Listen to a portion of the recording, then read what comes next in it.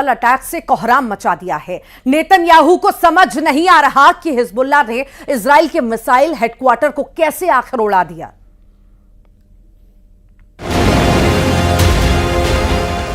उड़ा दिया इजराइल का मिसाइल हेडक्वार्टर।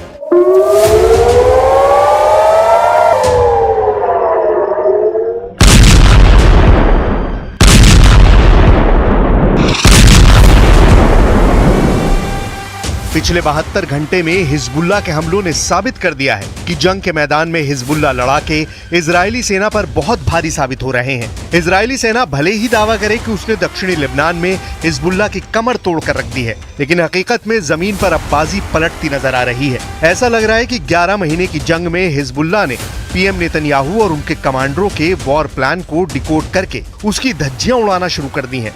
हिजबुल्लाह का सबसे ताजा हमला इजराइल के सफाद में हुआ, जहां आईडीएफ का एक गुप्त अड्डा मौजूद था। हिजबुल्लाह का दावा है कि उसने तिब्रियास झील के उत्तर पश्चिम में स्थित इजरायली सेना के मिसाइल हेडक्वार्टर को भयानक ड्रोन हमलों से तबाह और बर्बाद कर दिया है। आईडीएफ के गुप्त अड्डे पर धमाका, मार दिए इजरायली। हम आपको एनिमेशन के जरिए दिखाते हैं कि आखिर हिजबुल्लाह हमले पर क्या दावा कर रहा है। दावों के मुताबिक हिजबुल्लाह की ड्रोन यूनिट ने इजराइल के सफाद में मौजूद इजराइल के मिसाइल हेडक्वार्टर को तबाह कर डाला है। हिजबुल्लाह का दावा है कि इजराइल ने सफाद में एक गुप्त मिसाइल अड्डा बना रखा था, जिसमें हजारों की तादाद में मिसाइलें मौजूद थीं। हिजबुल्लाह ने सटीक और पक्की खुफिया जानकारी के आधार पर अचानक भीषण ड्रोन हमले किए हैं, जिसमें इजराइल के मिसाइल हेडक्वार्टर को पूरी तरह से उड़ा दिया गया है। इस हमले में कई इजरायली सैनिकों के मारे जाने की भी खबर आ रही है। إلى داخل قاعدة ثكنة جليلوت وقاعدة عين شيما، وأن عدد القتلى في القاعدتين بلغ 22 قتيلا.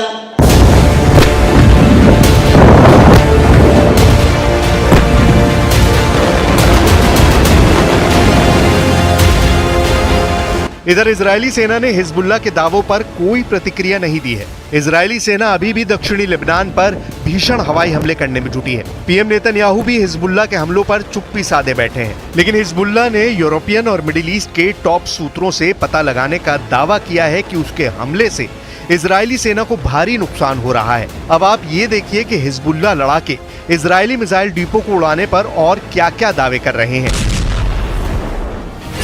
हिजबुल्लाह के दावों के मुताबिक 15 सितंबर यानी शनिवार को उसने इजरायली सैन्य अड्डे पर हमला किया है। हिजबुल्लाह ने कहा कि उसने आईडीएफ के तोपखाने और मिसाइल इकाई के मुख्यालय को पूरी तरह से बर्बाद कर डाला है। दावा किया जा रहा है कि लगभग 11 महीने की गजा और लेबनान जंग में पहली बार इजराइल के गुप्त अड्डे का पता इजराइल के दुश्मनों को लगा है। हिजबुल्लाह ने इजराइल के खिलाफ दक्षिणी लेबनान के अल अहमदीब और कफर रूमाने सहित लेबनानी शहरों पर हमले के जवाब के तौर पर भीषण हमला किया है। हिजबुल्लाह लड़ाकों ने उत्तरी कमान के मुख्यालय और 91 डिवीजन के लॉजिस्टिक बेस को निशाना बनाया है। हिजबुल्लाह का दावा है कि उसने ग्रेड प्रकार के दर्जनों रॉकेट और ड्रोन से हमले इजरायली सैन्य ठिकानों पर किए हैं। हिजबुल्लाह का हमला होते ही इजराइल के अवीविम, एलिफ्लेंट, कोराजिम वेरेड, अनमोन, कब्जे वाले शहर सफाद, अमूका, डाल्टन और ब्रिये में जोरदार सायरन बजने लगे थे। वहीं हिजबुल्लाह लड़ाकों ने रोसियत अल आलम में इजरायली सैन्य अड्डे के पास एक इजरायली मरकावा टैंक को एंटी टैंक गाइडेड मिसाइल से तबाह करने का दावा किया है। अब ऐसे हालात में सवाल उठ रहे हैं कि आखिर इजरायली सेना और नेतन्याहू किस आधार पर दावा कर रहे हैं कि इजरायली सेना गजा से लेकर लेबनान तक जंग जीत रही है, जबकि इजराइल के मिसाइल हेडक्वार्टर को तबाह करने से पहले हिजबुल्लाह लड़ाके एक बड़े हमले में इजराइल के 22 सैनिकों को मारने का दावा कर चुके हैं। हिजबुल्लाह लड़ाकों ने इजरायली सेना पर ऐसा खूंखार और बेरहम हमला किया कि इजराइल के प्रधानमंत्री नेतन्याहू और रक्षा मंत्री योव गैलेंट के होश फाख्ता हो गए। इजराइल को रत्ती भर उम्मीद नहीं थी कि हिजबुल्लाह तेल अवीव के पास इजरायली सेना के गिलॉट बेस को तबाह कर सकता है।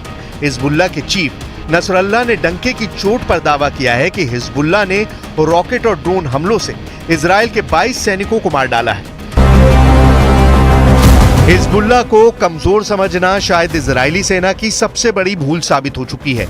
इजरायली सेना बेशक गजा के साथ साथ लेबनान पर घातक हमले कर रही हो, लेकिन खुद इजराइल के टॉप सैन्य अफसर चेतावनी दे रहे हैं कि हिजबुल्लाह को हमास समझना इजरायली सेना की बड़ी भूल साबित हो सकती है। हम आपको इजराइल के Israeli reserve major general Yitzhak Brik के बयान और चेतावनी दिखाते हैं, जिसमें वो साफ साफ संकेत दे रहे हैं कि हिजबुल्लाह के सफाए के चक्कर में कहीं इजराइल का ही सफाया ना हो जाए। Reserve major general Yitzhak brick का साफ कहना है कि अगर लेबनान से सीधी और बड़ी जंग इजराइल ने की तो हिजबुल्लाह इजराइल के तेल अवीव गुशदैन को तबाह कर सकती है। इजरायली जनरल ने यहां तक कहा कि अगर इजराइल ने लेबनान के साथ युद्ध को आगे बढ़ाने का फैसला किया तो इसके गंभीर परिणाम भुगतने होंगे। उन्होंने यहां तक कहा कि इजरायली सेना के टॉप अफसरों की बात निरर्थक होती जा रही है। इजरायली चैनल 12 के साथ एक इंटरव्यू में इजरायली जनरल ब्रिक ने यहां तक कह दिया कि हिजबुल्लाह पर हमले का झूठा प्रचार बंद करें, क्योंकि इजरायली सेना काफी छोटी है। इजरायली सेना के पास सिर्फ 6 डिवीजन है जो हमास तक को खत्म नहीं कर सकती है। ऐसे हालात में लेबनान में हिजबुल्लाह से सीधी जंग इजरायली सेना की 6 डिवीजन नहीं कर पाएगी और लेबनान युद्ध इजराइल के वजूद पर बहुत भारी पड़ सकता है। पिछले 100 घंटे में हिजबुल्लाह ने इजराइल के गिलॉट बेस में हमला करके 22 इजरायली सैनिकों को मार डाला है और अब इजराइल के सफाद में पूरा मिसाइल हेडक्वार्टर उड़ाकर हिजबुल्लाह ने इजरायली सेना की हालत खराब करके रख दी है। अब देखना होगा इजराइल हिजबुल्लाह के हमलों का बदला कैसे लेता है।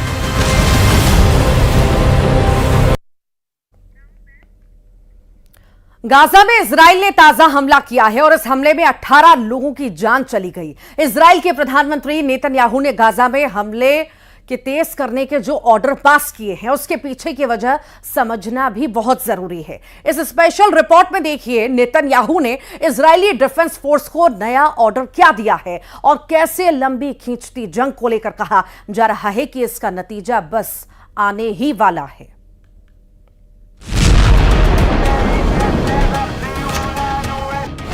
गाजा में बिछ गई मौत की चादर। नेतन्याहू की फौज का ऑपरेशन सर्वविनाश एक्टिवेट। 18 लोगों की हो गई मौत, 40 से ज्यादा हो गए घायल। अब तक 41,000 से ज्यादा फिलिस्तीनियों की मौत, 80,000 से ज्यादा घायल। दुनिया ने ऐसी क्रूर जंग नहीं देखी होगी। गाजा में इजरायली डिफेंस फोर्स ने ताजा हमला किया है। यह हमला दक्षिणी गाजा में हुआ है। इजरायली सेना ने एक स्कूल को निशाना बनाकर जबरदस्त बमबारी की है। गाजा के जिस स्कूल में यह हमला हुआ है वहां ज्यादातर विस्थापित लोग शरण लिए हुए थे। इस हमले में बच्चे भी मारे गए हैं। जमीन का सीना चीरकर गाजा में जिंदगी बचाने की जद्दोजहद बता रही है कि यह जंग इंसानियत पर किस कदर भारी पड़ रही है। इसके अलावा खान यूनिस में इजराइल हमास युद्ध से विस्थापित फिलिस्तीनियों के लिए बने एक शिविर को निशाना बनाया गया।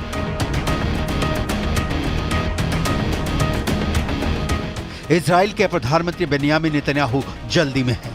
गाजा को मिट्टी में मिला देने की जल्दी में नेतन्याहू की फौज ने गाजा पर हमले और तेज कर दिए हैं। नेतन्याहू की जल्दी की कई वजहें हैं। पहली वजह, 11 महीनों की लंबी जंग से इजराइल की जनता उकता चुकी है। दूसरी वजह, नेतन्याहू को लेकर इजराइल की जनता इस पर विमर्श कर रही है कि वो बंधक संकट सुलझाने में फेल साबित हुए हैं। तीसरी वजह, नेतन्याहू के खिलाफ उनकी कैबिनेट में भी विरोध की आवाजें उठने लगी हैं। चौथी वजह, नेतन्याहू के खिलाफ इजराइल में विरोध प्रदर्शन शुरू हो चुके हैं। पांचवी वजह, इंटरनेशनल बिरादरी से नेतन्याहू पर आम फिलिस्तीनियों की मौत को लेकर सवाल उठ रहे हैं। वो लोग जिनका इस युद्ध से कोई लेना देना नहीं है, वो भी जंग के मलबों में कुछ इस कदर दबे हुए हैं जहां रहना तो छोड़िए, सांस लेना भी मुश्किल हो रहा है। गाजा का हाल यह है कि वहां जीने के लिए जरूरी चीजें तो लगभग खत्म ही हो गई हैं, मरने के बाद दफनाने तक की जगह भी कम पड़ती दिख रही है। 23 लाख की आबादी हर पल मौत की आशंका में जीने को विवश है। 7 अक्टूबर 2023 से ही गाजा में तकरीबन हर रोज इजरायली ऑपरेशन हो रहा है। युद्ध विराम के लिए कई दौर की बातचीत भी बेनतीजा रही है। फिलहाल ये जंग कब थमेगी इसके कोई आसार नजर नहीं आ रहे हैं।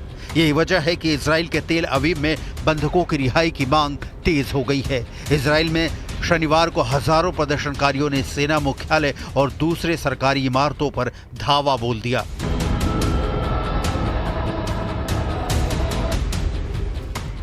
इस दौरान प्रदर्शनकारियों ने प्रधानमंत्री नेतन्याहू के खिलाफ नारेबाजी की और गाजा में बंधक बनाए गए 100 से ज्यादा बंधकों की रिहाई के लिए हमास के साथ शांति बनाने का दबाव डाला।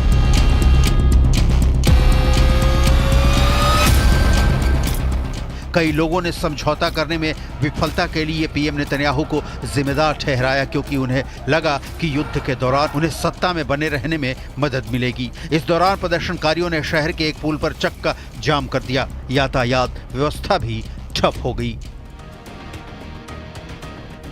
प्रदर्शनकारियों में अब वो लोग भी शामिल थे जिनके अपने हमास के चंगुल में बंधक हैं।